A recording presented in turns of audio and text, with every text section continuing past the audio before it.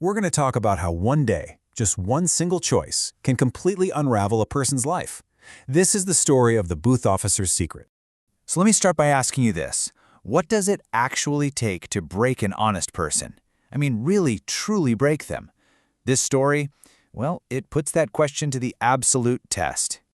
Okay, so picture this. It's 6 a.m. It's election day. We're at booth number 42. You know that kind of early morning chill that's in the air?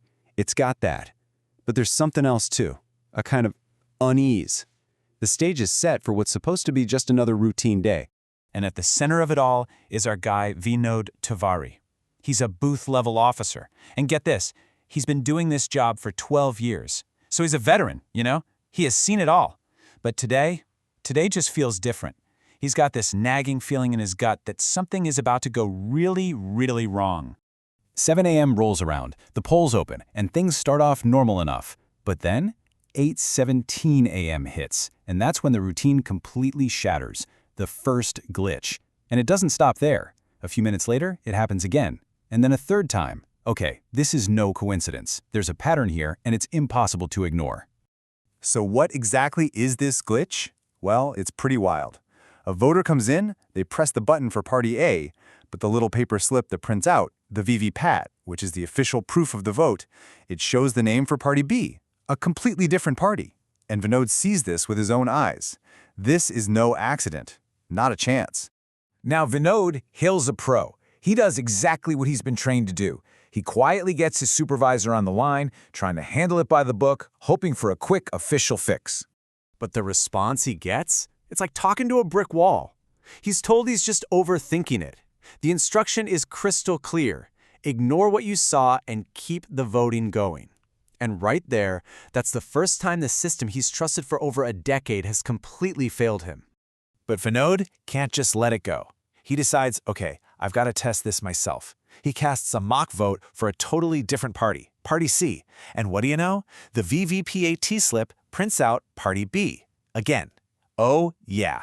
Now he knows, 100% certain, this machine has been tampered with. So just as he's getting ready to document all of this, to make it official, his personal phone rings. He glances down at the screen, unknown number. And in that instant, this whole situation escalates from a technical problem to something far, far more sinister. He answers, and the voice on the other end is calm.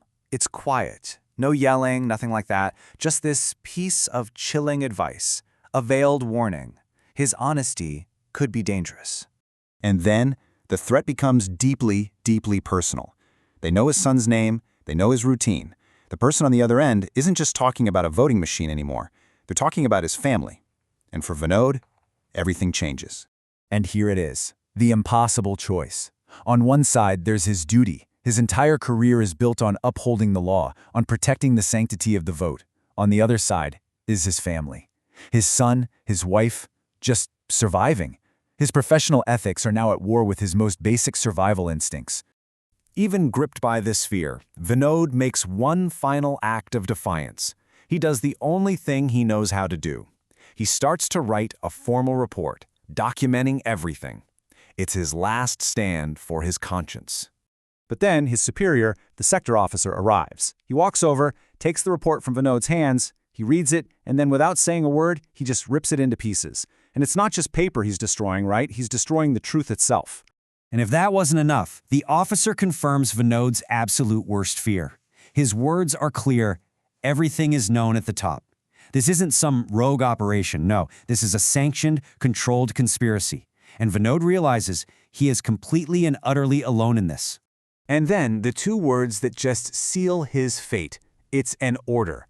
In a rigid chain of command like his, there is no room for debate. Compliance is no longer a choice. The rest of the day is just a nightmare. Voting continues, the glitch keeps happening, and Vinod is forced to just stand there in silence, a bystander to the very crime he tried to stop. And that truth is now just a poison trapped inside him. At 6 p.m., the polls finally close. The machine is sealed, and on paper, all procedures were followed perfectly. According to the official record, it was a completely normal day. The lie is now official. Just as he's leaving, his phone buzzes one last time. It's a text message, a thank you note, for his forced cooperation, a final, cruel confirmation that his silence was the key to their whole plan. You can just imagine Vinod looking back at that booth. The machine sitting in that dark room is no longer just a piece of technology. It's now a symbol of his compromise, a coffin for the secret he was forced to bury. Which brings us right back to our first question. When your professional duty and your personal survival collide head-on, what choice is truly left? And maybe more importantly, what does that choice make you?